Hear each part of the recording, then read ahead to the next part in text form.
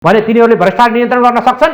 विश्वविद्यालयका भिसीहरू हामी पोलिटिकल एपोइन्टमेन्टबाट पठाउँछौँ अनि तिनीहरूले चाहिँ विशुद्ध रूपमा काम गर्न सक्छन्। यसमा नेपाली जनताको प्रश्न चिन्ह छ। त्यसैले हामीले यो सम्पूर्ण जुन यस्तो प्रवृत्ति छ यो प्रवृत्तिलाई सुधार नगरिकन अर्को आउने न्यायाधीशको विरुद्धमा पनि यसरी आन्दोलन हुन्छ। त्यो न्यायाधीशले पनि यसरी एकीकृत समाजवादी पार्टी लागेर अगाडि बढ्छ लाग्छ। यो विषय लाग्नुपर्छ। हामी आवाज बुलन्द गर्छौँ, उठाउँछौँ। हाम्रो विभिन्न चाहिँ राजनीतिक प्रस्तावदेखि हाम्रो पार्टीका विधि विधानमा पनि हामीले के भनेका छौँ भने हाम्रा अहिले गएका मन्त्रीहरूले पनि कसैले तपाईँहरूले दायाँ बायाँबाट घुस खाएर काम गर्नुभयो भने होइन, नराम्रो काम गर्नुभयो भने निर्देशन दिनुभएको छ होइन, त्यहाँ गर्नुभयो भने तिमीहरूको खैरे छैन, फिर्ता बोलाउँछ पार्टीले यतिसम्म भन्नुभएको छ। बेलुकामा भट्टीमा चाहिँ नभेटिनु है सम्म पनि भन्नु। सबै पार्टी प्रचण्डलाई लगेर सुम्पिन्छन् भन्ने अर्को मानसिक त्रास पनि छ। यो त भन्नेहरूले के भन्ने गर्छन् भने अघि चाहिँ तपाईँले 10% मात्रै नेकपा एमालेबाट चोइटेर गएका छन् भन्छन् नि। त्यसलाई भन्नेहरूले के भन्छन् भने माधव झलनाथ कमरेडले लिडरसिप गरेर पार्टी चाहिँ अगाडि बढाउन सक्दैनन्। यो त माओवादीमा समीकरण गर्नको लागि पार्टी चाहिँ बुझाउनको लागि फुटाएको हुन् भनेर हल्ला गर्न खोज्छन्। हल्ला गर्नेहरूको पछाडि नलागौँ। हामी काम गरेर देखाइदिन्छौँ भन्यौँ नि त हामीले। 2 महिनामा आज मैले अघि नै तपाईँलाई भने 77वटा जिल्लामा होइन हाम्रा जिल्ला कमिटी बनिसके, 7वटा प्रदेशमा हाम्रा प्रदेश कमिटी बनिसके, प्रवासमा कैयौँ देशहरूमा हाम्रा संगठन निर्माण भइसके। प्रचण्डको प्रत्यक्ष छत्र छाया छ भनेर किन आरोप लगाइरहेछन्? त्यो गलत कुरा हो। प्रचण्डको छत्र छाया अनुसार एकीकृत समाजवादी पार्टी चल्छ र नेकपा एकीकृत समाजवादी पार्टीको आफ्नै भिजन छ, आफ्नै लक्ष्य छ, आफ्नै साङ्गठनिक उद्देश्य छ। माओवादी केन्द्रको आफ्नै छ, नेपाली काङ्ग्रेसको आफ्नै छ। हो अहिले हामी त्यो बेलाको कोटेश्वर यात्राले त छर्लङ्गै पार्थ्यो भनेर विश्लेषकहरू पनि बताउँछन् क्या। गठबन्धन भोलि नै टुट्छ, हामी चाह्यो भने 1 हप्तामा नै सरकार बर्खास्त गरिदिन्छौँ, सरकार चेन्ज गरिदिन्छु भनेर हावा कुरा गरेर त्यस्तो गरिरहेका हुन्छन्। त्यसैले नेपालका नागरिकहरूलाई अहिले के छ भनेदेखि यो गठबन्धन सरकार एउटा कमसेकम आउँदो निर्वाचनसम्म सँगै जाओस् र यसले देशको एउटा समृद्धि गर्ने ढोकातिर अगाडि बढाओस् र नेपालको संविधानलाई एउटा ट्र्याकमा लिएर अगाडि बढाओस् भन्ने सबै नेपाली नागरिकको चाहना छ। तपाईँको टेलिभिजन मार्फत भन्नै पर्ने हुन्छ। कतिपय चाहिँ तपाईँको पैसा घुस दिएर न्यायाधीश भएका छन्, कतिपय पार्टीको कोटाको आधारमा न्यायाधीश भएका छन्। तिनले पक्कै पनि गरिब दुखी नेपाली नागरिकप्रति न्याय दिन सक्दैन। संस्कार बसाल्ने त तपाईँहरू जस्तै राजनीतिक दलहरू हुन्, तपाईँहरू जस्तै नेताहरू हुन्, तपाईँहरू जस्तै युवा नेताहरूको सिफारिस पनि हो अझै भनौँ भने। त्यसैले त हामीले यस्तो प्रवृत्तिको अन्त्य गर्नुपर्छ भनेर हामी बोलिरहेका छौँ। तपाईँको यो लोकप्रिय कार्यक्रम यो टेलिभिजनबाट लाखौँ नागरिकहरू हेरिरहेका छन्। मैले किन भने त घुस खाएर चाहिँ तपाईँको मान्छेहरू पठाइरहेका छन् भनेर पक्कै पनि त्यो गरिरहेका छन्। अहिले आफै नै बोलिरहेका छन्। जस्तै अहिलेको प्रधान न्यायाधीशले भन्नुभएको छ नि, जुन चाहिँ तपाईँको विभिन्न संवैधानिक आयोगहरूमा नियुक्ति गर्दाखेरि कमरेड केपी ओली सरकारको पालामा म के त्यो साँची बस्नको लागि मात्रै जाने हो त? मैले नियुक्ति गरेको छु, मैले सिफारिस गरेको छु राम्रा मान्छेलाई भन्नुभएको छ। तर उहाँको पिए को आमा चाहिँ मात्रै राम्रो मान्छे, अरू नराम्रो मान्छे भन्ने हुन्छ। हामी नेकपा एमालेसँग विद्रोह गर्न हामी रहरले विद्रोह गरेका होइनौँ, हामी बाध्यताले विद्रोह गरेका हौँ। तपाईँलाई थाहा छ किन बाध्यता आइपर्यो? पद पाइया थिएन, प्रतिष्ठा पाइया थिएन, विभाजन पद र प्रतिष्ठाको पार्टी खोलियो, आफू शीर्ष स्थानमा बस्न पाइयो, नेता मन्त्री बनाउन पाइयो। त्यो पद र प्रतिष्ठाको कुनै कारणै छैन। तपाईँको मैले अघि पनि भने 15 वर्ष माधव कमरेड बस्नु भएको नै हो, 12 वर्ष झलनाथ कमरेड पदमा बस्नु भएको नै हो। उहाँहरू पार्टीको अध्यक्ष पनि भइसक्नु भएको हो, प्रधानमन्त्री पनि भइसक्नु भएको हो। हाम्रो तर्क कहाँनिर हो भने हाम्रो तर्क भनेको नेपालको संविधानलाई चाहिँ तपाईँको ध्वस्त पर्ने काम कमरेड केपी ओलीले गरे, नेपालको लोकतन्त्रलाई ध्वस्त पार्ने प्रवृत्तितिर उहाँ गए, नेपालको कम्युनिस्ट आन्दोलनलाई सिद्ध्याउने तहस-नहस पार्ने कामतिर उहाँ गए, नेपालको कम्युनिस्ट आन्दोलनको विसर्जनवादतिर उहाँ गइसकेपछि हामी त्यसलाई जोगाउनका निम्ति हामीले बाध्य भएर विद्रोह भएर नयाँ पार्टी सिर्जना गऱ्यौँ।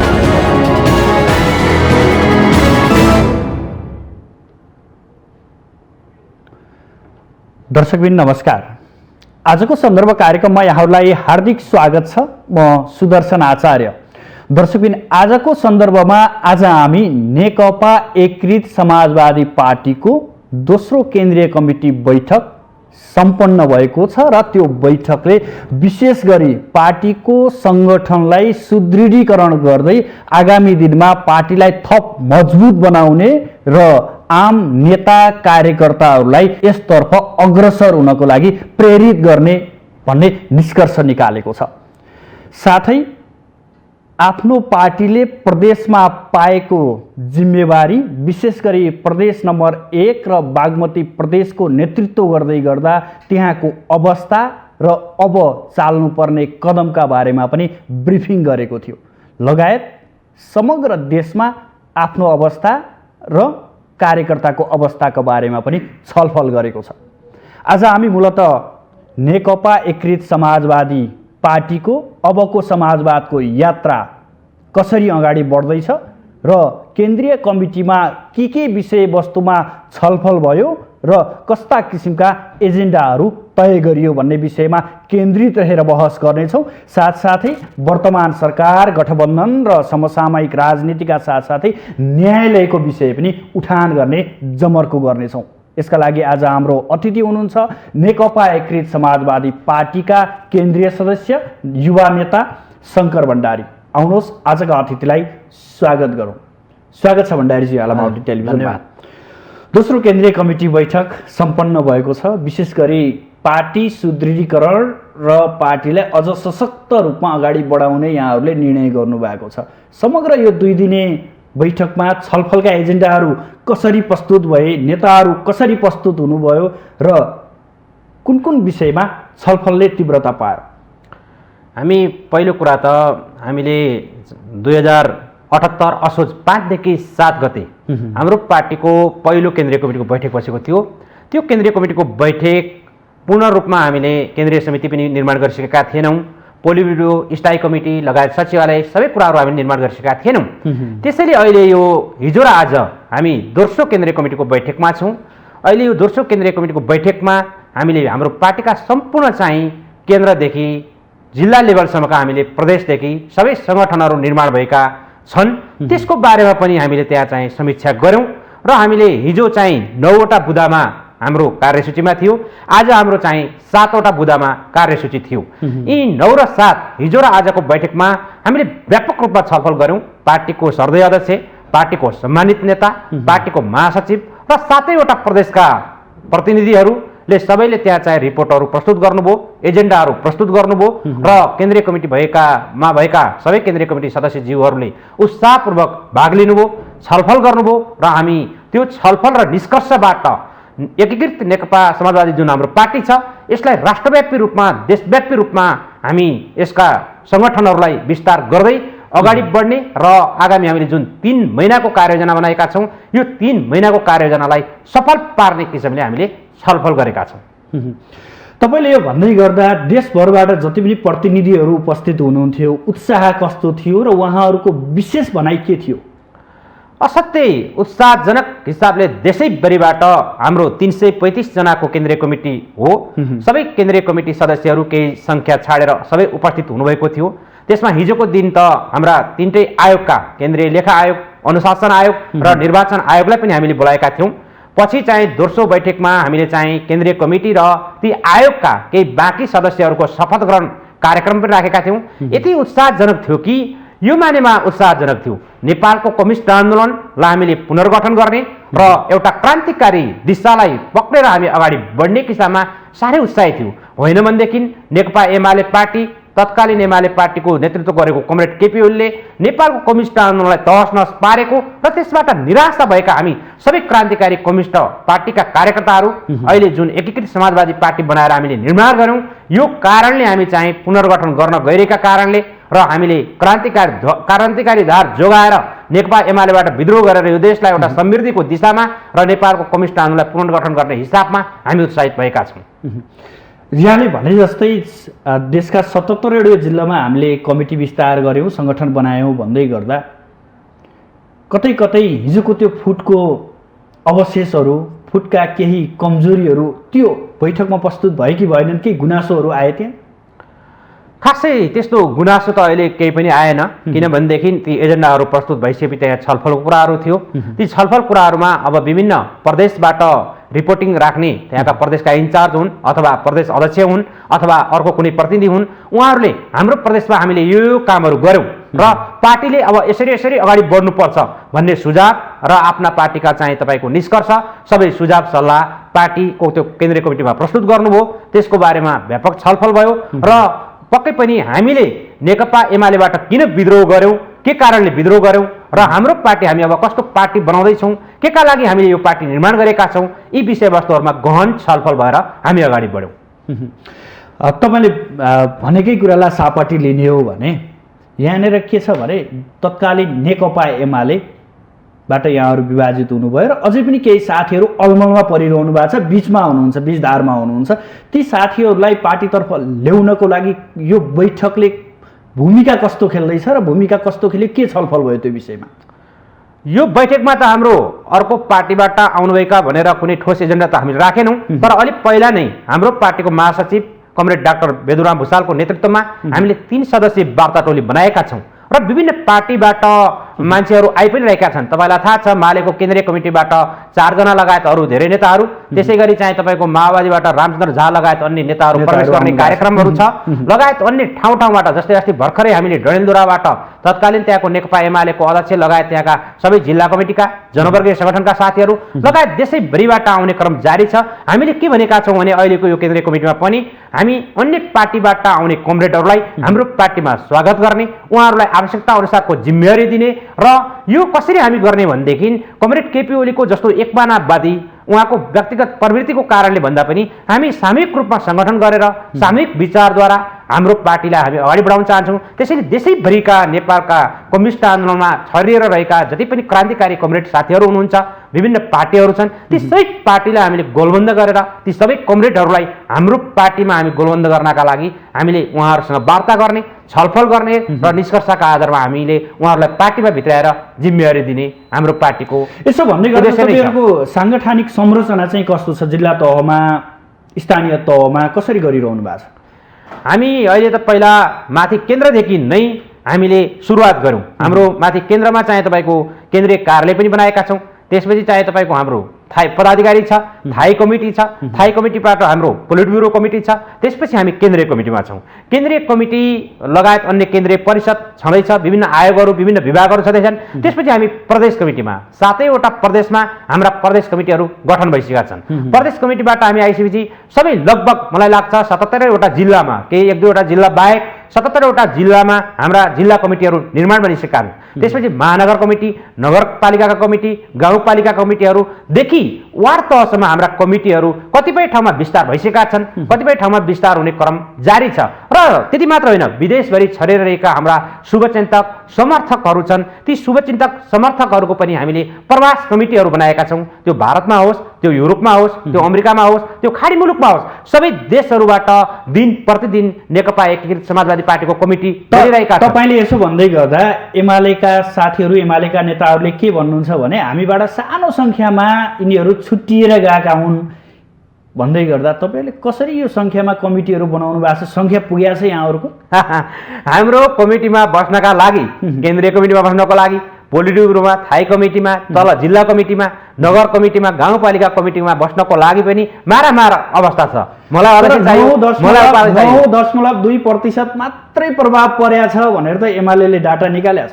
हामी तथ्यसहित बहस गर्न चाहन्छौँ, हामी तथ्याङ्कसहित छलफल गर्न चाहन्छौँ। कमरेड केपी ओलीले के बोल्नुभयो, उहाँका चाहिँ तपाईँको अनुयायीहरूले के बोले, हामी त्यतातिर हामी तर्क गर्न चाहँदैनौँ। यदि हामीसँग तर्क गर्न चाहनुहुन्छ भने हामी डाटासहित गर्न चाहन्छौँ। हाम्रो पार्टी भनेको भाद्र 9 गतेबाट मात्रै हामीले निर्वाचन आयोगबाट हाम्रो पार्टीले प्रमाणपत्र पाएको हो। त्यो भाद्र 9 गतेबाट आज आउँदाखेरि अहिले हामी आज असोज अहिले कार्तिक 28 गतेमा बहस गर्दैछौँ। यो 2-2.5 महिनाको पिरियडमा त हामीले यसरी चाहिँ तपाईँको देशव्यापी रूपमा मात्रै होइन अन्तर्राष्ट्रिय रूपमा त सङ्गठन विस्तार गरिसक्यौँ भने हाम्रो सङ्ख्या नपुग्ने त कुरै हुँदैन। त्यसैले कमरेड केपी ओलीले कति बेला के भन्नुहुन्छ उहाँको तर्क पछाडि नलागौँ। उहाँको तर्कलाई आधार मान्ने हो भने त यति झुटा तर्क बोल्नुहुन्छ। हेर्नुहोस्, म यसै बिचमा प्रसङ्ग जोड्न चाहन्छु। अस्ति बाबुरामजीको छोरा छोरीले बेलायतमा कसरी पढे भनेर त्यत्रो एउटा देशको प्रधानमन्त्री भइसकेको व्यक्ति, त्यत्रो पार्टीको अध्यक्ष भइसकेको व्यक्ति, यत्रो लामो समय चाहिँ राजनीति गरेको व्यक्तिले त बाबुरामजीको छोरा छ कि छोरी छ कि त्यति पनि उहाँलाई थाहा छैन। उहाँ झुटा कुरा बोलेर बारम्बार एकचोटि जिब्रो चिप्लिएको होइन। छोरा छोरीले कसरी बेलायत पढे, मानुषी भट्टराई चाहिँ बेलायत तपाईँको पढेकै छैनन्। उनको आमा जाँदाखेरि, कमरेड हिसिला एमी जाँदाखेरि 2 वर्ष चाहिँ सँगै बच्चा हुँदाखेरि 2 वर्ष मात्र त्यहाँ तपाईँको सानो क्लासमा पढेकी थिइन्। त्यसरी यस्ता झुट प्रचारहरू गरेर कमरेड केपी ओली र उहाँका अनुयायीहरूले हामीमाथि प्रहार गर्न खोजिरहेका छन्। हामीले देखाइसकेका छौँ। उसो भए नेकपा एमालेलाई टक्कर दिने पार्टीहरू यहाँ बनाइसक्नु भयो, सङ्गठन यहाँले बनाइसक्नु भएको छ। टक्कर होइन, हामी राजनीतिक रूपमा, हामी वैचारिक रूपमा, हामी सैद्धान्तिक रूपमा, हामी साङ्गठनिक रूपमा, हामी अनुशासित रूपमा हामी टक्कर मात्र होइन, हामीले नेकपा एमाले भन्दा हामी अग्रगतिमा हामी अगाडि बढ्छौँ। यहाँ कतिपयले के भन्ने गर्छन् भने फुटेका पार्टीहरू त काम लाग्दैनन्, फुटेका पार्टीहरू त सक्दैनन् भने हाम्रो यो फुट्नुभन्दा पनि हाम्रो यो विद्रोह हो। तपाईँलाई थाहा छ कमरेड पुष्पलालले कमरेड केशरजङ रायमाझीसँग कसरी विद्रोह गरेर त्यो पार्टीको लिगेसी अहिलेसम्म आयो। त्यसै गरी चाहे तपाईँको झापा विद्रोहले कसरी चाहे तपाईँको विद्रोह गरेर झापा विद्रोहको लिडरसिप यहाँसम्म आइसक्यो। विभिन्न विद्रोहहरू छन्, जस्तै जनयुद्धमा विद्रोह गरेर माओवादीले कसरी गौतमले पार्टी विभाजन गरे जस्तै यहाँहरूको अवस्था पनि त्यस्तै हुने हो कि भन्ने अलि डर पनि हो। त्यो मान्छेले एनालाइसिस गर्छन् त्यसको समय, वस्तुगत परिस्थिति, राष्ट्रिय अन्तर्राष्ट्रिय परिस्थिति के हो भन्ने कुरा हो। हामीले कमरेड केपी ओलीसँग यहाँनिर किन विद्रोह गर्यौँ तपाईँलाई थाहा छ नि। यत्रो लामो समयसम्म कमरेड झलनाथ खनालले लिडरसिप गरेको पार्टी, माधव नेपालले लिडरसिप गरेको पार्टी, दुईजनाले लगभग 27 वर्षसम्म नेतृत्व गरेको नेकपा एमालेको पार्टी, वामदेव गौतम त्यो लामो समयदेखिको इतिहास भएको पार्टीको नेता आज एमालेमा पनि बस्नु भएको छैन। उहाँ त्यो एमाले कमरेड केपी ओलीको नेतृत्वमा बस्नै सक्दैन भन्नुभएको छ। देशैभरिका लाखौं कार्यकर्ताहरू आज एमालेमा बस्न सकेका छैनन्। यी 10 बुँदे जुन भाइहरू छन् यिनीहरू आज छटपटिरहेका छन्। तपाईँलाई थाहा छ 10 बुँदे कार्यान्वयन गर भन्ने भाइहरू आज उहाँहरू छटपटिराख्नु भएको छ। त्यसैले नेकपा एमालेको जुन नेतृत्व गर्ने लिडरसिप हुनुहुन्छ उहाँ एउटा दक्षिणपन्थी अवसरवादमा भाषिसकेको कारणले गर्दा, वैचारिक विहीन पार्टी बनिसकेको कारणले गर्दाखेरि हामी पक्कै पनि एकीकृत समाजवादी पार्टी हामी देशैव्यापी रूपमा राम्रो गइरहेको छौँ। म तपाईँलाई यसैमा जोड्न चाहन्छु, कमरेड केपी ओलीले त के भन्नुहुन्थ्यो भने कमरेड माधव झलनाथले मेरो रौँ पनि हल्लाउन सक्दैन भन्नुहुन्थ्यो प्रधानमन्त्री हुँदाखेरि, प्रचण्डले पनि हल्लाउन सक्नुहुन्न भन्नुहुन्थ्यो। त्यति भन्दा भन्दै हामीले चाहिँ तपाईँको बालुवाटारबाट हामीले चाहिँ तपाईँको बालकोटमा पुर्याइदियौँ। 6वटा प्रदेशमा नेकपाको सरकार थियो, त्यसमा पनि नेकपा एमालेका 4वटा मुख्यमन्त्रीहरू कमरेड केपी ओलीका पकेटका मान्छेहरू थिए, खास मान्छेहरू थिए। आज सबै चाहिँ तपाईँको नेकपा एमाले प्रदेशविहीन सरकारमा छ। कुनै पनि ठाउँमा एमालेको आज सरकार छैन। त्यसैले हामी च्यालेन्ज गर्छौँ अब आउँदो कमिङ चाहिँ तपाईँको राष्ट्रिय सभाको निर्वाचन हुँदैछ, त्यो राष्ट्रिय सभाको निर्वाचनमा पनि हामी निल पारिदिन्छौँ। तपाईँहरूले एमाले अध्यक्ष केपी शर्माहरूलाई पदबाट फुस्काउनु, अन्य प्रदेशबाट पदबाट फुस्काउनु उपलब्धि मान्नुभयो हो यो तपाईँ? हामीले यसलाई यो मानेमा उपलब्धि मानेका छौँ कि नेपालको कम्युनिस्ट आन्दोलनलाई उहाँले धराशय पारिसक्नु भएको थियो, नेकपालाई विघटन गरिसक्नु भएको थियो, नेकपा एमालेलाई विघटन गरिसक्नु भएको थियो। नेपालको सम्पूर्ण चाहिँ तपाईँको एउटा कम्युनिस्ट मोमेन्टलाई सिद्ध्याउने एउटा रणनीतिमा उहाँ हुनुहुन्थ्यो। त्यसैले त्यसबाट बचाएर हामीले अहिले नयाँ चाहिँ तपाईँको सङ्गठन विस्तार गरेका छौँ। त्यसो भन्दै गर्दा तपाईँहरूलाई के भन्छन् भने अवसरवादी पार्टी पदमा जान पाएन, त्यही भएर पार्टी विभाजन गरेर अन्ततः सरकारदेखि केन्द्र सरकारदेखि प्रदेश सरकारसम्म सत्तामा जानको लागि यिनीहरूले पार्टी विभाजन गरे भन्ने त आरोप त यहाँहरूलाई लागेको छ त। यस्तो भन्ने व्यक्तिहरूले, यस्तो तर्क गर्ने व्यक्तिहरूले के कुरा हेक्का राखुन् भने जब चाहिँ नेकपा पार्टी हुँदाखेरि स्थायी कमिटी तत्कालीन भाद्र 26 गतेको स्थायी कमिटीको बैठकले के निर्णय गरेको छ भने 5 वर्ष कमरेड केपी ओली तपाईँ सरकार चलाउनुहोस्, तपाईँ नै प्रधानमन्त्री हुनुहोस्। न त्यहाँ चाहिँ तपाईँको प्रचण्डको दावा रहन्छ, न कुनै माधव नेपालको दावा रहन्छ। कमरेड माधव नेपालले, झलनाथले, प्रचण्डले सबैले चाहिँ हामी कोही पनि प्रधानमन्त्री हुँदैनौँ, कमरेड केपी ओलीले प्रधानमन्त्री हुनुहोस् भनेर भनेका थिए। यो तथ्यलाई बिर्सनुहुन्छ? त्यो हाम्रो मौखिक तर्क होइन नि, त्यो भाद्र 26 गतेको स्थायी कमिटीले गरेको निर्णयको तर्क हो। त्यो निर्णयको प्रतिलिपि अहिले पनि सायद त्यो माइनटमा होला। त्यसैले हामी पद लोभका लागि होइन, हामी स्वार्थका लागि होइन, हामी यो देशको लोकतन्त्र जगाउनको लागि पार्टी विभाजन गरेर माधव नेपाल नै अध्यक्ष हुनुपर्ने, संसदीय दलको नेता हुनुपर्ने, मन्त्रीदेखि लिएर हरेक भागभण्डमा चाहिँ उहाँकै नेतृत्व हुनुपर्ने किन त उसो भयो?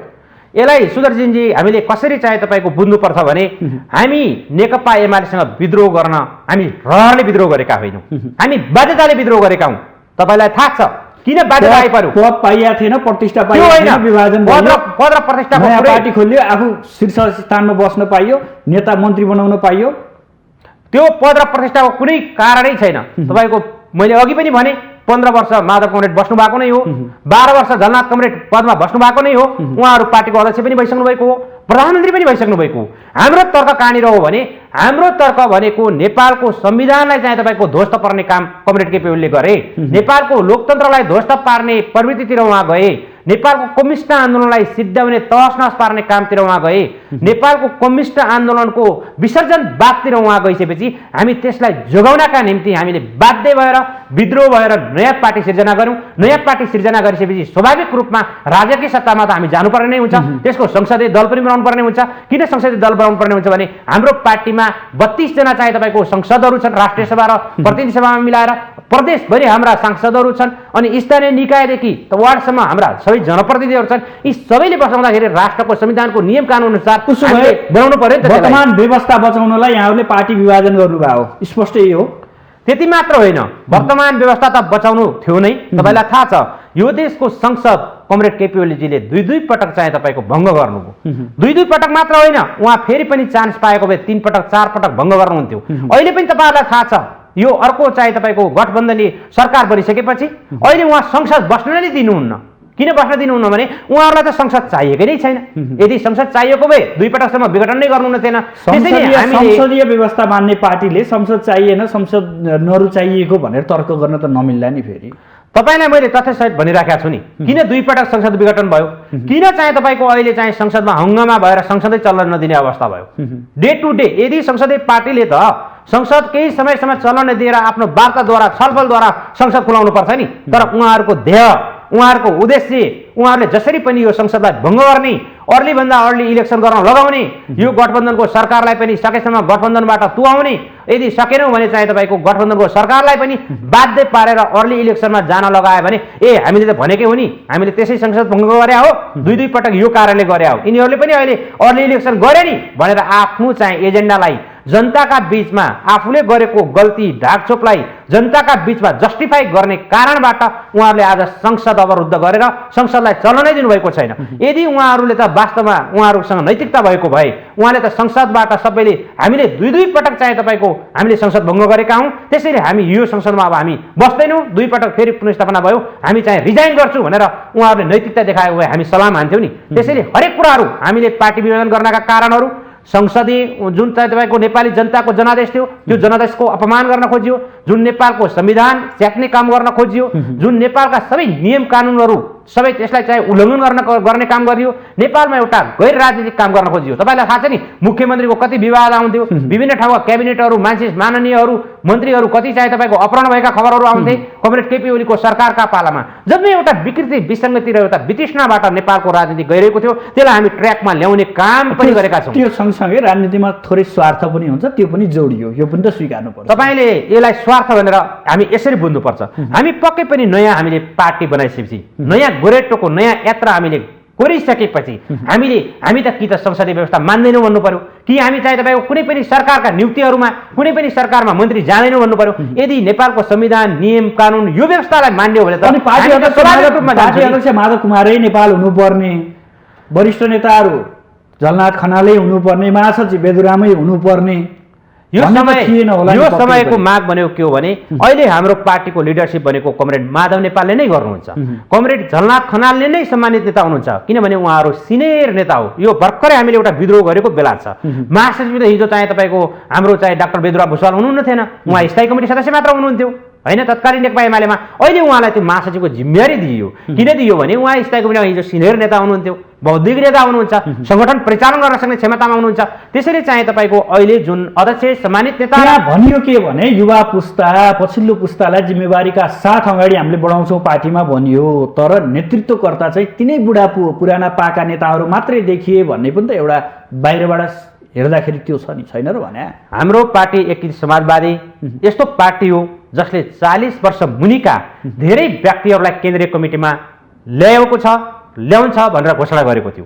अहिले ल्याएको पनि छ, ठ्याक्कै कति पर्सेन्ट भनेर म अहिले तपाईँको अगाडि डाटा दिन त सक्दिनँ, मैले पनि त्यो निकाल्न बाँकी छ। 335 मा स्वाभाविक रूपमा अहिलेको केन्द्रीय कमिटीमा हाम्रो युवा पुस्ताहरूको निकै चाहिँ तपाईँको त्यहाँ चाहिँ तपाईँको समावेश भएका छन्। हामीले अहिले जिल्ला लेभलमा होस्, प्रदेश लेभलमा होस्, केन्द्रीय कमिटीमा होस् र आगामी चाहिँ तपाईँको विभिन्न हाम्रा अधिवेशन महाधिवेशनहरूमा होस्, हामी चाहिँ 40 वर्षभन्दा मुनिका युवाहरूलाई यो पार्टीमा हामी समावेश गर्छौँ, उहाँहरूलाई लिडरसिपमा हामी ल्याउँछौँ। अहिले मात्रै हामी भर्खरै पार्टीको अध्यक्ष हुन सक्ने, महासचिव हुन सक्ने, त्यो चाहिँ पार्टीको थाई कमिटीमा आउने त्यो बेला आउँदैछ। भर्खरको लागि विकल्प नभएर माधव कुमार नेपाललाई अध्यक्ष बनाउनु अहिले हाम्रो पार्टीको आवश्यकता, नेपाली जनताले महसुस गरेको आवश्यकता र यो देशको आवश्यकता पनि कमरेड माधव नेपाल, कमरेड झलनाथ, हाम्रा सबै ती नेताहरू उहाँहरूले नै केही वर्ष अझै यो पार्टीलाई पुनर्गठन गर्नुपर्छ, बनाउनुपर्छ। किनभनेदेखि नेपालको कम्युनिस्ट आन्दोलन फेरि चाहिँ एक भइसकेको अवस्थामा फेरि अहिले तहस नहस भएको छ। तपाईँले यसो भन्नुभएको छ, यसो हेर्दाखेरि त यो व्यवस्था नै असफल हुने हो कि भन्ने लक्षणहरू पनि देखिए भनेर विश्लेषकले चाहिँ विश्लेषण गर्न थालिसकेका छन्। न्यायालयमा विवाद हेर्नुहोस्, अहिले व्यवस्था नै असफल हुने कुरा त होइन, तर यो बिचमा अलि पहिला चाहिँ तपाईँको के भयो भने व्यवस्थाप्रति वितृष्णा हुने काम भयो। त्यो व्यवस्थाप्रति वितृष्णा हुने काम किन भयो भने नेपालका दुईटा ठुला कम्युनिस्ट पार्टी मिलेका थिए। दुईटा ठुला कम्युनिस्ट पार्टी मिलिसकेपछि त्यसपछि त लगभग 2/3 स्थिर सरकार बनेको थियो। त्यो स्थिर सरकारले गरेका गतिविधि र कमरेड केपी ओलीको त्यो लिडरसिप र सरकारमा भएको लिडरसिप र उहाँको व्यवहारले गर्दा चाहिँ तपाईँको यो कतै व्यवस्थामाथि प्रहार हुँदैछ कि कतै चाहिँ तपाईँको हाम्रो यो शासन व्यवस्थामाथि प्रहार हुँदैछ कि भन्ने कुरा नेपाली जनतामा आम नागरिकहरूप्रति अलिअलि वितृष्णा आएकै थियो। तर त्यसलाई हामीले ट्र्याकमा ल्याउनलाई त यो गठबन्धन बनायौँ। हामीले यो गठबन्धन बनाएर एउटा हामी ट्र्याकमा त ल्याउन लागेका छौँ नि। अहिले व्यवस्थामाथि प्रहार हुने खतरा त तपाईँहरूले देख्नु भएको छैन नि। हामीले संसद पनि भङ्ग गरेका छैनौँ, हामीले संविधानमाथि प्रहार हुने काम पनि गरेका छैनौँ, तर चल्न पनि दिएका छैनौँ, चल्या पनि कमरेड केपी ओलीको टिमले चाहिँ अहिले चल्न दिएको छैन, एमाले पार्टीले चल्न दिएको छैन। हामी त्यसलाई पनि चाहिँ फेरि वार्ता छलफलको माध्यमद्वारा फेरि चलाउने प्रयत्न गर्छौँ हैन। किनभनेदेखि हामी देशको संविधान मान्छौँ, हामी देशको नियम कानुन मान्छौँ। देशको नियम कानुन अनुसार हामी पार्टीहरू अगाडि बढ्ने भएको कारणले र यो सरकार पनि त्यो अनुसारको बढ्ने भएको कारणले हामी देशको संविधान अनुसार नै चल्छौँ नि। संविधान मान्छौँ, संविधान अनुसार चल्छौँ भन्नुभएको छ। सर्वोच्च अदालतको पनि त यहाँले दिनौँ जस्तो त्यहाँको गतिविधि हेर्नुभयो होला नि। हो, अहिले सर्वोच्च अदालतमा जुन प्रकारको समस्या आएको छ, मैले त अस्ति एउटा आर्टिकल पनि लेखेको थिएँ हैन सर्वोच्च अदालतकै बारेमा। यो के छ भनेदेखि नेपालको सर्वोच्च अदालतमा मात्र होइन कि नेपालका सबै अदालतहरूमा एक प्रकारको विकृति, एक प्रकारको विसङ्गति निकै मौलाइसकेको रहेछ। अहिले न्यायालयप्रति नागरिकहरूले विश्वास गर्ने आधारहरू दिन प्रतिदिन खस्कँदै गइरहेको छ। अहिले तपाईँहरूलाई थाहा छ, छताछुल्ला भइरहेको छ। म त यो मानेमा के भन्छु भनेदेखि मेरो यो आफ्नो पर्सनल धारणा, जुन चाहिँ तपाईँको सर्वोच्च अदालतमा न्यायाधीशहरू नियुक्ति गर्ने प्रचलन छ नि, यो प्रचलन नै खराब छ। जस्तै मेरो पार्टीको कोटाबाट मेरो पार्टीमा भएको केन्द्रीय सदस्य होस् या न्याय विभागमा बसेको होस् अथवा मेरो पार्टीसँग एडजस्ट भएको व्यक्ति होस्, त्यसलाई हामीले न्यायाधीश बनाएर पठाउँछौँ। अहिले तपाईँलाई थाहा छ कि छैन सुदर्शनजी, 2090 सालसम्म आउँदो 2090 सालसम्म पार्टीबाट पठाएका ती पार्टीका नेता भएका व्यक्तिहरू अहिले न्यायाधीश छन्, तिनीहरू प्रधान न्यायाधीश हुने लाइनमा छन् भने ती पार्टीप्रति भक्त हुन्छन् कि ती नेपाली जनताप्रति न्यायप्रति भक्त हुन्छन्? पक्कै पनि ती पार्टीप्रति भक्त हुन्छन्। ती जुन नेताले सिफारिस गरेको पठाएको हो ती प्रतिभक्त हुन्छन्। हाम्रो न्यायालयमा कस्तो भएको छ भने यो तपाईँको टेलिभिजन मार्फत भन्नै पर्ने हुन्छ, कतिपय चाहिँ तपाईँको पैसा घुस दिएर न्यायाधीश भएका छन्, कतिपय पार्टीको कोटाको आधारमा न्यायाधीश भएका छन्। तिनले पक्कै पनि गरिब दुखी नेपाली नागरिकप्रति न्याय दिन सक्दैन। संस्कार बसाल्ने त तपाईँहरू जस्तै राजनीतिक दलहरू हुन्, तपाईँहरू जस्तै नेताहरू हुन्, तपाईँहरू जस्तै युवा नेताहरूको सिफारिस पनि हो अझै भनौँ भने। त्यसैले त हामीले यस्तो प्रवृत्तिको अन्त्य गर्नुपर्छ भनेर हामी बोलिरहेका छौँ। तपाईँको यो लोकप्रिय कार्यक्रम यो टेलिभिजनबाट लाखौँ नागरिकहरू हेरिरहेका छन्। मैले किन भने त घुस खाएर चाहिँ तपाईँको मान्छेहरू पठाइरहेका छन् भनेर पक्कै पनि त्यो गरिरहेका छन्, अहिले आफै नै बोलिरहेका छन्। जस्तै अहिलेको प्रधान न्यायाधीशले भन्नुभएको छ नि, जुन चाहिँ तपाईँको विभिन्न संवैधानिक आयोगहरूमा नियुक्ति गर्दाखेरि कमरेड केपी ओली सरकारको पालामा म के त्यो साँची बस्नको लागि मात्रै जाने हो त? मैले नियुक्ति गरेको छु, मैले सिफारिस गरेको छु राम्रा मान्छेलाई भन्नुभएको छ। तर उहाँको पिए को आमा चाहिँ मात्रै राम्रो मान्छे, अरू नराम्रो मान्छे भन्ने हुन्छ। त्यसैले नेपालको यो जुन प्रचलन छ, जुन यो प्रवृत्ति छ, यो प्रवृत्तिलाई हटाउनका लागि तपाईँ हामीले बोल्नै पर्छ, यसको आवाज बुलन्द पार्नुपर्छ। होइन भने गरिब दुखी सामान्य नागरिकले चाहिँ तपाईँको न्याय पाउन सक्दैन। जो चाहिँ तपाईँको एप्रोचको आधारमा, पैसाको आधारमा, राजनीतिको आधारमा मात्र एप्रोच पाउने कुराहरू छ। देशको न्यायालयप्रति नेपाली जनताको हेर्ने दृष्टिकोण अहिले राम्रो छैन। त्यसैले अहिलेको जुन यो मोमेन्ट छ, यो मोमेन्ट पनि यसैको वरिपरि छ। अब यसको बारेमा विभिन्न राजनीतिक दलहरूले पनि बोल्नुपर्छ, पार्टीले पनि बोल्नुपर्छ। मेरो व्यक्तिगत तर्क तपाईँलाई भन्ने हो भने प्रधान न्यायाधीशले रिजाइन गरेर बाटो खोल्नुपर्छ र समग्र न्यायालयको चाहिँ तपाईँको यसलाई सुदृढ नगरिकन काम नै छैन। अहिलेको प्रधान न्यायाधीशले राजीनामा दिँदै गर्दा यहाँले भने जस्तै फेरि अर्को प्रधान न्यायाधीश बन्ला, फेरि प्रक्रिया त यस्तै दोहोरिने होला नि, राजनीति त त्यहाँ घुसिया छ भने हो। यो यस्तो दोहोरिन सक्छ, बेला बेला दोहोरेका छन्। त्यसैले समग्र न्यायालयको हामीले त्यसको व्याख्या गरेर पुनर्योजना बनाएर पुनर्संरचनामा जानुपर्छ। मैले अघि पनि तपाईँलाई एउटा कारण भने नि, जस्तै नेपालको राजनीतिक व्यक्तिहरू विभिन्न जस्तै पार्टीका ती केन्द्रीय सदस्य भइसकेका हुन्छन्, केन्द्रीय विभागमा बसिसकेका हुन्छन्, उहाँहरू गएर न्यायाधीश हुन्छन्। अनि कसरी चाहिँ तपाईँले उहाँ आफू बसेको पार्टीको नेताको आदेश उहाँहरूले उल्लङ्घन गर्न सक्छन् त? किनभनेदेखि उहाँ न्यायाधीश हुँदाखेरि त हातपाउ जोडेर अनुरोध गरेर आफ्नो पार्टीको वरिष्ठ नेताबाट, आफ्नो पार्टीको अध्यक्षबाट या पावरफुल व्यक्तिबाट त उहाँ सिफारिस भएर गएको छन् नि। त्यसैले उहाँले त न्याय दिँदाखेरि त पहिला कुरा त त्यो नेताले प्रेसर गर्ने बित्तिकै त्यो नेताको काम गर्न लाग्छ। पैसा खर्च गरेर गएका न्यायाधीशहरू पैसा असुल गर्न लाग्छन्। त्यसैले यी प्रवृत्तिको अन्त्य गरेर एउटा यस्तो प्रणाली हामीले अपनाउनु पर्छ कि मैले त अहिले मेरो आर्टिकल पब्लिस भएको छैन, अर्को मैले कुनै पत्रिकाहरूमा पठाएको छु, मैले त्यहाँ पनि राजनीतिक नियुक्तिको सन्दर्भमा लेखेको छु। हरेक ठाउँमा राजनीतिक नियुक्ति गर्दाखेरि ती संवैधानिक आयोगहरू हुन्, ती विश्वविद्यालयहरू हुन्, ती न्यायालयका क्षेत्रतिर हुन्, ती चाहे तपाईँको निर्वाचन आयोग हुन्, अख्तियार आयोग हुन्, विभिन्न सङ्घ संस्थाहरू हुन्, विभिन्न संस्थानहरू, जस्तै तपाईँको अख्तियार दुरुपयोग अनुसन्धान आयोगको प्रमुख, अख्तियार अनुसन्धान आयोगका आयुक्तहरू हामी पार्टीबाट सिफारिस गरेर पठाउँछौँ भने तिनीहरूले भ्रष्टाचार नियन्त्रण गर्न सक्छन्। विश्वविद्यालयका भिसीहरू हामी पोलिटिकल एपोइन्टमेन्टबाट पठाउँछौँ अनि तिनीहरूले चाहिँ विशुद्ध रूपमा काम गर्न सक्छन्। यसमा नेपाली जनताको प्रश्न चिन्ह छ। त्यसैले हामीले यो सम्पूर्ण जुन यस्तो प्रवृत्ति छ यो प्रवृत्तिलाई सुधार नगरिकन अर्को आउने न्यायाधीशको विरुद्धमा पनि यसरी आन्दोलन हुन्छ, त्यो न्यायाधीशले पनि यसरी एकीकृत समाजवादी पार्टी लागेर अगाडि बढ्छ लाग्छ। यो विषय लाग्नुपर्छ। हामी आवाज बुलन्द गर्छौँ, उठाउँछौँ। हाम्रो विभिन्न चाहिँ राजनीतिक प्रस्तावदेखि हाम्रो पार्टीका विधि विधानमा पनि हामीले के भनेका छौँ भने हाम्रा अहिले गएका मन्त्रीहरूले पनि कसैले तपाईँहरूले दायाँ बायाँबाट घुस खाएर काम गर्नुभयो भने होइन, नराम्रो काम गर्नुभयो भने निर्देशन दिनुभएको छ होइन, त्यहाँ गर्नुभयो भने तिमीहरूको खैरेत छैन, फिर्ता बोलाउँछ पार्टीले यतिसम्म भन्नुभएको छ। बेलुकामा भट्टीमा चाहिँ नभेटिनु है सम्म पनि भन्नुभएको छ। हो, त्यो प्रवृत्ति चाहिँ अन्त्य गर्नुपर्छ उहाँले भन्नुभएको छ। त्यो सकारात्मक पाटो होला। यो भन्दै गर्दा तपाईँले भन्नुभयो प्रधान न्यायाधीशले राजीनामा दिनुपर्छ भन्दै गर्दा परमादेश जारी गर्ने 5 जनाले राजीनामा दिनुपर्छ भनेर एमाले अध्यक्षले पनि बोल्नु भएको छ।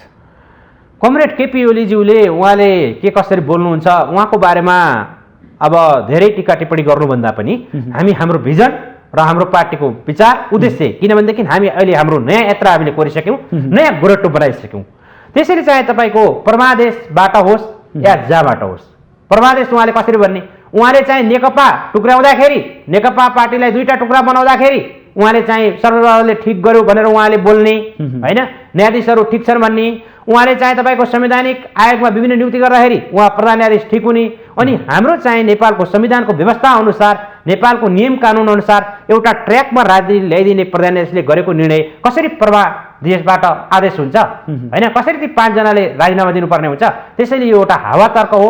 त्यो त हामीलाई के हो भने प्रधान न्यायाधीशले अथवा सर्वोच्च अदालतले त्यो कसरी निर्णय गरेको थियो भने कमरेड केपी ओली संविधानको ट्र्याकभन्दा आउट जानुभएको थियो। त्यो ट्र्याकभन्दा आउट अब नेपालको राज्य व्यवस्था बाहिर जाँदैछ, नेपालको संविधान बाहिर जाँदैछ। त्यसरी एउटा ट्र्याकमा ल्याउनुपर्छ भनेर त्यसरी फैसला गरेको भनेर हामीले बुझ्छौँ। सर्वोच्च अदालतले गरेका जति पनि फैसलाहरू हामीलाई चित्त नबुझे पनि हामीले मानेका छौँ नि। त्यसैले चाहिँ तपाईँको के हो भने आफूलाई फाइदा हुने कुरामा नमान्ने, मान्ने, फाइदा नहुने कुरामा नमान्ने भन्ने कस्तै त्यस्तो तर्क कहीँ दिन मिल्छ।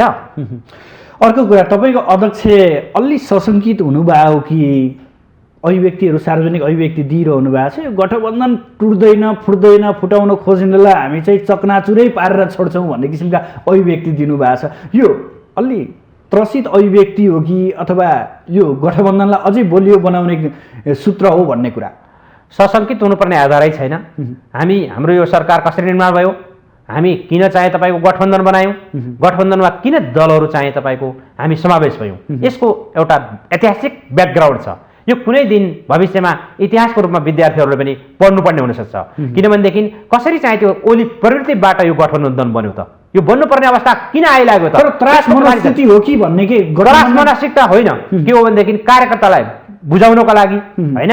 जस्तै यहाँ त चाहिँ तपाईँको स्याल हुयाइ गरे जस्तो गठबन्धन भोलि नै टुट्छ, हामी चाह्यो भने 1 हप्तामा नै सरकार बर्खास्त गरिदिन्छौँ, सरकार चेन्ज गरिदिन्छु भनेर हावा कुरा गरेर त्यस्तो गरिरहेका हुन्छन्। त्यसैले नेपालका नागरिकहरूलाई अहिले के छ भनेदेखि यो गठबन्धन सरकार एउटा कमसेकम आउँदो निर्वाचनसम्म सँगै जाओस् र यसले देशको एउटा समृद्धि गर्ने ढोकातिर अगाडि बढाओस् र नेपालको संविधानलाई एउटा ट्र्याकमा लिएर अगाडि बढाओस् भन्ने सबै नेपाली नागरिकको चाहना छ।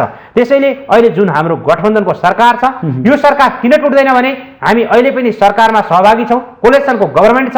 अब नजिकै चाहिँ हाम्रो राष्ट्रिय सभाको निर्वाचन आउँदैछ, त्यो राष्ट्रिय सभाको निर्वाचन र चाहिँ उपनिर्वाचनमा हामी यो कोलेक्सन गभर्मेन्टसँगै जान्छौँ भनेर हाम्रो सबै निर्णय नै भइसकेको छ।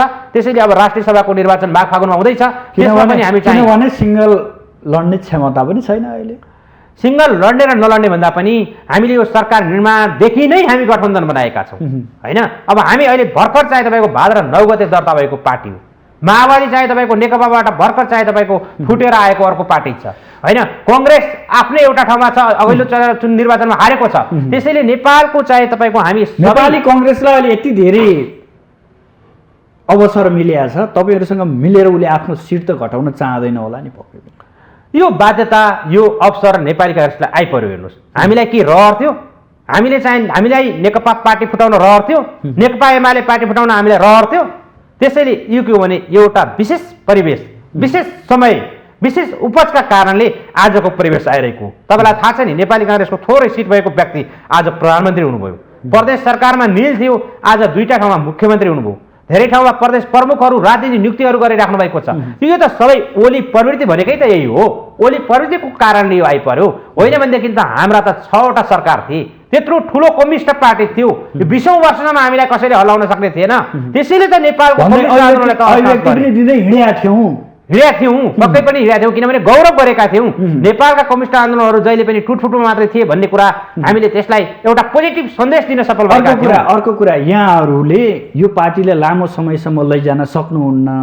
यहाँहरू प्रचण्डको रोडम्याप अनुसार हिँड्नु भएको छ। भोलि यिनीहरूले सबै पार्टी प्रचण्डलाई लगेर सुम्पिन्छन् भन्ने अर्को मानसिक त्रास पनि छ। यो त भन्नेहरूले के भन्ने गर्छन् भने अघि चाहिँ तपाईँले 10% मात्रै नेकपा एमालेबाट चोइटेर गएका छन् भन्छन् नि, त्यसलाई भन्नेहरूले के भन्छन् भने माधव झलनाथ कमरेडले लिडरसिप गरेर पार्टी चाहिँ अगाडि बढाउन सक्दैनन्। यो त माओवादीमा समीकरण गर्नको लागि पार्टी चाहिँ बुझाउनको लागि फुटाएको हुन् भनेर हल्ला गर्न खोज्छन्। हल्ला गर्नेहरूको पछाडि नलागौँ, हामी काम गरेर देखाइदिन्छौँ भन्यौँ नि त हामीले। 2 महिनामा आज मैले अघि नै तपाईँलाई भने 77वटा जिल्लामा होइन हाम्रा जिल्ला कमिटी बनिसके, 7वटा प्रदेशमा हाम्रा प्रदेश कमिटी बनिसके, प्रवासमा कैयौँ देशहरूमा हाम्रा सङ्गठन निर्माण भइसके। प्रचण्डको प्रत्यक्ष छत्र छाया छ भनेर किन आरोप लगाइरहेछन्? त्यो गलत कुरा हो। प्रचण्डको छत्र छाया अनुसार एकीकृत समाजवादी पार्टी चल्छ र नेकपा एकीकृत समाजवादी पार्टीको आफ्नै भिजन छ, आफ्नै लक्ष्य छ, आफ्नै साङ्गठनिक उद्देश्य छ। माओवादी केन्द्रको आफ्नै छ, नेपाली काङ्ग्रेसको आफ्नै छ। हो, अहिले हामी त्यो बेलाको कोटेश्वर यात्राले त छर्लङ्गै पार्थ्यो भनेर विश्लेषकहरू पनि बताउँछन् क्या। होइन, अब कस्तो हुन्छ भनेदेखि 2 लाइन सङ्घर्ष भएको बेला, पार्टीभित्र ठुलो बहस चर्केको बेला, त्यतिखेर के हुन्छ भनेदेखि त्यतिखेर नेकपा हुँदाखेरि माधव नेपाल र प्रचण्ड एक ठाउँमा थिए। पहिला कमरेड केपी ओली र प्रचण्ड एक ठाउँमा हुँदाखेरि माधव नेपाललाई पनि त लखेटेको थियो नि त। त्यतिखेर बालुवाटार र चाहिँ खुमलटार दौड्थ्यो नि त। पछि चाहिँ तपाईँको त्यहाँभित्रको कोलेक्सन चेन्ज भइसकेपछि कमरेड प्रचण्ड पनि चाहिँ तपाईँ कोटेश्वरतिर धेरै जानुभयो होला, कमरेड माधव नेपाल पनि खुमलटारतिर आउनुभयो होला। त्यो के हो भनेदेखि नेपालको राजनीतिक उथलपुथल भइरहेको बेला त्यो त ठुलो हाई लेभलका नेताहरूबीच वार्ता छलफल, 2टा पार्टीका अध्यक्षबीच समाजवादी र नेकपा माओवादी केन्द्र भर्खरै पार्टी एक हुने सम्भावना छैन। उसो भए अहिले छैन। हामी यो प्रसङ्ग उठेन तपाईँको केन्द्रीय कमिटी बैठक? होइन, त्यो प्रसङ्ग पनि उठेन। त्यो अहिले हाम्रो कुनै पनि केन्द्रीय कमिटीका सदस्यहरूले त्यो आवाज पनि राख्नु भएन माओवादीसँग र हाम्रो पार्टी एकीकरण गर्नुपर्छ भनेर। हो, अहिले हाम्रो मात्र ध्यान कता हो भने किनभने विषयवस्तु कतातिर छ, समय परिस्थिति हाम्रो अहिले के छ त्यो अनुसार चल्ने हो। अहिले हाम्रो ध्यान भनेको देशैभरि सङ्गठन निर्माण गर्ने हो। जस्तै किनभनेदेखि यो नयाँ जन्मिएको सङ्गठन हामीले देशैभरि हाम्रा पार्टी कार्यालयहरू स्थापना गर्नु छ। पार्टी कार्यालयहरू बनाएर चाहिँ तपाईँको हामीले आर्थिक राजनीतिक सबै साङ्गठनिक रूपमा हामीले अगाडि बढ्नुपर्ने छ। होइन, विभिन्न संरचना वार्ड तहसम्म हामीले बनाउनुपर्ने छ। चाँडै अब चाहिँ तपाईँको राष्ट्रिय सभाको निर्वाचन आउँछ, त्यो राष्ट्रिय निर्वाचनको हामीले कसरी चाहिँ आफ्नो सिट सुरक्षित राख्ने कुरा छ। अहिले अब प्रदेशभरि मुख्यमन्त्रीहरूको कुरा थियो, त्यो अब लगभग एक चरणमा टुङ्गिएको छ। फेरि कतिपय ठाउँमा क्याबिनेट मिनिस्टरहरू फर्मेसन गर्ने कुरा छ। हाम्रो ध्यान भनेको अहिले टोटल रूपमा हामीले जुन एउटा नयाँ यात्रा कोरेका छौँ, नयाँ बाटो बनाएका छौँ, जुन गोरेटोमा मजबुत बनाउनलाई यहाँहरू लागि पर्नु भएको छ अहिलेको समयमा। हो, अहिले मेन भनेको हाम्रो गोरेटो कोरेर हामीलाई त्यो गोरेटोलाई हामी राम्रो पिच बाटो बनाउनेतिर हामी समाजवादको यात्रा तय गर्नु छ। त्यसैले हामी अहिले सङ्गठन देशैव्यापी रूपमा बनाउनको लागि तपाईँले देखिराख्नु भएको छ। हाम्रो पार्टी अध्यक्ष कहिले सुदूरपश्चिम हुनुहुन्छ, कहिले चाहिँ तपाईँको मधेसतिर हुनुहुन्छ, कहिले पोखरा हुनुहुन्छ, देशैभरि घुमिराख्नु भएको छ। अब झलनाथ कमरेडको पनि स्वास्थ्य स्थिति राम्रो भइसकेपछि उहाँ पनि देशैभरि चाहिँ तपाईँको मुभ गर्नुहुन्छ। अन्य राष्ट्रिय लेभलका सबै नेताहरू मुभ गरिरहेका छन्। अब पार्टीका केन्द्रीय कमिटी सदस्यहरू सबै चाहिँ तपाईँको आफ्नो गाउँ वडा आफ्नो पालिकामा फर्कन्छन्। अब हाम्रो 3 महिने अभियान छ। यो 3 महिने अभियानभित्र हामीले देशैभरि वार्ड तहसम्म हामीले पार्टी कमिटीका सम्पूर्ण संरचनाहरू, हाम्रा विभागीय संरचनाहरू, हाम्रा जनविभागीय सबै संगठनहरू हामीले त्यो बनाएर हामी अगाडि बढ्छौँ। सबै ठाउँमा पार्टी कार्यालय स्थापना गर्छौँ। त्यसको एउटा स्वरूप आकार भइसकेपछि अनि हामी हाम्रो पार्टीलाई निर्वाचनमा कसरी लिएर जनताबाट कसरी अनुमोदन हुने भन्ने हामी योजनामा जान्छौँ। अहिले हामी खास यतातिर छौँ। हामी अहिले कमरेड केपी ओलीले के गरे, नेकपा एमाले के गरे, चितवनमा त्यो नारायणी नदीमा के गर्दैछन्, त्यो गैडासहित एमाले पार्टी कतै बगाउँदैछन् कि, हामीलाई त्यतातिर ध्यान छैन। खालि हामीले नेकपा एमालेसँग किन विद्रोह गऱ्यौँ, ओली प्रवृत्तिसँग किन विद्रोह गऱ्यौँ, त्यो हामीले हाम्रो सङ्गठनमा हामी नेपाली जनतालाई बुझाउनतिर त्यो अभियानमा चाहिँ हामी छँदैछौँ। यो सङ्गठन विस्तार सँगसँगै यहाँहरू अब गठबन्धनभित्र रहेर स्थानीय सङ्घ र प्रदेशसम्मको निर्वाचनमा सँगै जोडिएर जानुहुन्छ उसो भए? अहिले हामी त्यहाँसम्म चाहिँ गठबन्धनले निर्णय गरिसकेको छैन। अहिले गठबन्धनले निर्णय गरेको भनेको हामी राष्ट्रिय सभा निर्वाचन र आउँदो जुन चाहिँ तपाईँको यी उपनिर्वाचन हुने भनेको छ, प्रतिनिधि सभा र प्रदेश सभामा केही ठाउँमा खाली छ, त्यहाँसम्म चाहिँ हामी सँगै जाने भन्ने हाम्रो चाहिँ लगभग निष्कर्षमा छौँ। त्यसपछि आउने प्रदेश सभाको निर्वाचन, स्थानीय निकाय निर्वाचन, सङ्घीय निर्वाचनमा हामी के गर्ने भन्ने कुरा पछि हामी छलफल गर्दै जान्छौँ। अहिले पहिलो कुरा त नेकपा एकीकृत समाजवादी पार्टी एक्लै सिङ्गल भिड्न सक्छ, त्यो क्षमताद्वारा आफूलाई प्रस्तुत गर्न सक्छ भन्ने तौरबाट हामी मृग कुदे जस्तै कुदिरहेका छौँ नि त सङ्गठन निर्माण गर्नको लागि। त्यसैले अहिले हामी माओवादीसँग चाहिँ तपाईँको एलायन्स गर्ने, काङ्ग्रेससँग एलायन्स गर्ने भन्दा पनि त्यो पछिको त्यतिखेरको वस्तुगत आवश्यकता के हुन्छ, परिवेशले के सृजना गर्छ, काङ्ग्रेस पार्टीले के भन्छ, त्यो सबैको इच्छा अनुसार समीकरण हुने कुरा हो। एकअर्कालाई आवश्यकताको आधारमा समीकरण हुने कुरा हो। भण्डारीजी, अब म थोरै प्रसङ्ग परिवर्तन गर्छु। यहाँ एउटा जुझारु युवा नेता पनि हो।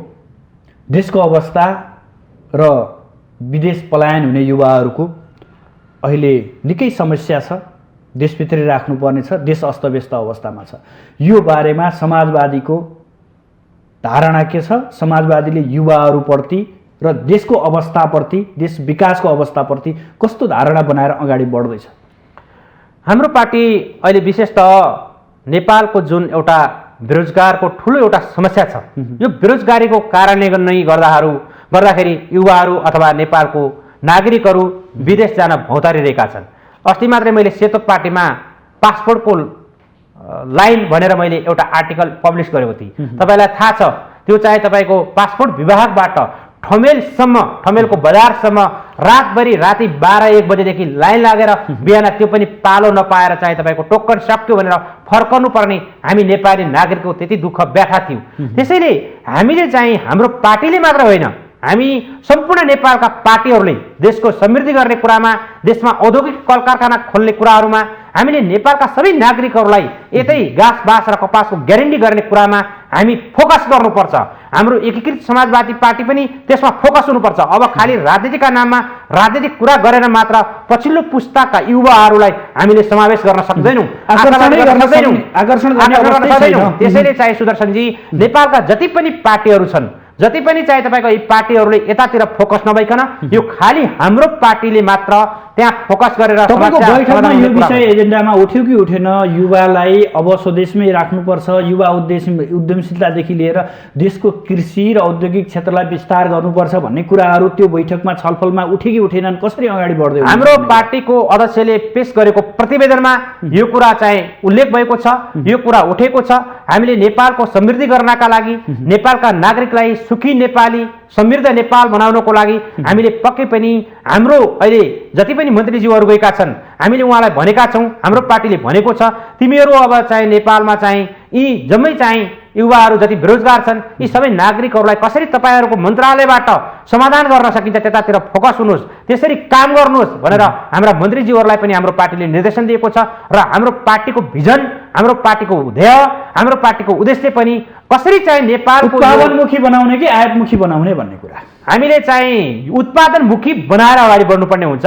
जस्तै हाम्रो यस्तो प्रचुर सम्भावना छ कृषि योग्यको ठाउँमा, पर्यटनको ठाउँमा, शैक्षिक हब पनि बन्न सक्छ। तर यतातिर राज्य फोकस नभइकन, हामी देशलाई एउटा अग्रगतिमा नलिकन हामी खालि कुरा गरेको आधारमा हुँदैन। जस्तै हामी जलस्रोतको धनी देश भन्छौँ, तर देशमा लोड सेडिङले तहस नहस भएको देश हाम्रो थियो। अहिले केही समयदेखि मात्र हामीले बिजुली बत्ती राम्रोसँग पाएका छौँ। अहिले हामी किसानको, हाम्रो एग्रिकल्चर कृषि प्रधान देश भन्छौँ, तर हामीले अहिले मलको हाहाकार कति छ? मलको हाहाकार व्यापक रूपमा छ। यो मलै नपाएर किसानहरूले मात्र होइन कि हाम्रो देशमा प्रोडक्ट भएको चिज नै सेल नभएर पनि हाम्रो हालत खराब छ होइन। जस्तै तरकारीहरू हाम्रो कुहिरहेको हुन्छ, फलफुलहरू हाम्रो कुहिरहेको हुन्छ, तर भारतबाट र अन्य देशबाट करोडौँ रुपियाँको आयात भएको हुन्छ। त्यति मात्र होइन, मैले त अस्ति एउटा न्युजमा पढेको खालि तास हुन्छ नि, तास मात्र खेल्ने तास पनि करोडौँ रुपियाँको चाहिँ तपाईँको विदेशबाट चाहिँ तपाईँको आयात हुँदो रहेछ। त्यसैले हाम्रो देशमा आयात हुने कामलाई बन्द गर्दै हामीले निर्यात गर्ने कसरी सक्छौँ र हाम्रो अथवा निर्यात गर्न अहिले तत्काल रूपमा नसके पनि 5-10 वर्षभित्र हाम्रो नेपालको नागरिकलाई आफैमा आत्मकेन्द्रित कसरी बनाउन सकिन्छ त्यतातिर राज्य केन्द्रित र विदेशमा रहेको नेपाली श्रम बजारलाई फर्काउन सकिन्छ। हो, पहिलो कुरा त हामी चाहे तपाईँको हामी आफ्नै देशमा समृद्धि हुने किसिमका हामीले बाटाहरू तय गर्नु छ। विदेशका अहिले 40-50 लाख नेपाली नागरिकहरूलाई फर्काएर मात्र हुँदैन, किनभनेदेखि हाम्रो देशमा रोजगार सिर्जना नगरिकन, हाम्रा देशमा उद्योग धन्दा कल कारखानाहरू नखोलिकन, हामी बेरोजगार नागरिकहरूले काम नपाइकन विदेशका नागरिकहरूलाई बोलाउन अहिले आवश्यक छ जस्तो मलाई लाग्दैन। जब चाहिँ देश समृद्धिको दिशातिर जान्छ अनि विदेशका नागरिकहरू पक्कै पनि हामीले बोलाउनै पर्दैन। हो, विदेशबाट हामीले बोलाउनु पर्ने व्यवसायहरूलाई होला, उद्योगपतिहरूलाई होला, शङ्करजी, तपाईँले जसरी अभिव्यक्त दिइरहनु भएको छ, यी अभिव्यक्तिहरू केवल बोल्नका लागि मात्र नहुन्, भोलि बिहान यसलाई कार्यान्वयनको पाटो र आफ्ना नेताहरूलाई झर्झगाउने काम यहाँहरूबाट पनि होस्, यहाँहरू जस्तै युवा नेताहरूबाट पनि होस्। यहाँसम्म आइदिनु भयो, आफ्नो महत्त्वपूर्ण समय र महत्त्वपूर्ण विचार अभिव्यक्त गरिदिनु भयो, यसप्रति यहाँलाई विशेष आभार। धन्यवाद सुदर्शनजी। हामीले बोल्ने भनेको आवाज बुलन्द गर्ने हो। त्यो सबै पार्टीहरूमा हाम्रा आवाजहरू गुन्जायमान हुन्, सबै नेपाली नागरिकहरूका कानहरूमा हाम्रा आवाजहरू गुन्जायमान हुन् र यसरी सबैले बोल्दा बोल्दै एउटा प्रकारको माहौल सिर्जना गरेर नेपाललाई एउटा समृद्धिको मुलुक बनाउनु पर्नेछ। किनभनेदेखि हाम्रा नजिकै मुलुकहरू थाइल्यान्ड, सिङ्गापुर, मलेसियाहरू हुन्, आज कहाँ पुगिसके। कयौँ बेला हाम्रो चाहिँ तपाईँको नेपालबाट धान चामल लिएर कोरियामा बेच्ने देश आज कहाँ पुगिसक्यो। कोरियामा जानका लागि हाम्रा नेपाली नागरिकहरू छटपटाइरहेका छन्। इपिएस पास गर्नदेखि लिएर विभिन्न त्यो पनि भिसा पाएर जान नपाएर विभिन्न प्रकारका समस्याहरू छन्। त्यसैले हामीले हाम्रो देशको समृद्धि गर्नुपर्नेछ। तपाईँहरूले पनि यस्ता आवाजहरूलाई बुलन्द गरिदिनु भएको छ। तपाईँहरूको यो जुन एकदमै जनप्रिय टेलिभिजन छ, यो टेलिभिजन मार्फत मेरा कुरा राख्ने मौका दिनुभयो, तपाईँ लगायत सम्पूर्ण टेलिभिजन परिवारलाई हार्दिक धन्यवाद दिन चाहन्छु। दर्शकबिन, आज हामी विशेष गरेर नेकपा एकीकृत समाजवादी पार्टीको दोस्रो केन्द्रीय कमिटी बैठक, त्यसमा उठेका एजेन्डा र आगामी रणनीतिका बारेमा छलफल गऱ्यौँ, लगायत समसामयिक राजनीतिक घटनाक्रम र युवालाई स्वदेशमै राख्नको लागि र उत्पादन बढाउनलाई, समृद्धि नेपाल बनाउनलाई खेल्नुपर्ने भूमिका र राज्यको दायित्वको विषयमा पनि छलफल गऱ्यौँ। यसका लागि आज हाम्रो स्टुडियोमा अतिथि हुनुहुन्थ्यो नेकपा एकीकृत समाजवादीका केन्द्रीय सदस्य युवा नेता शङ्कर भण्डारी। भोलि नयाँ विषयवस्तु र नयाँ अतिथिका साथ उपस्थित हुनेछु। आजलाई भने बिदा दिनुहोस्। नमस्कार।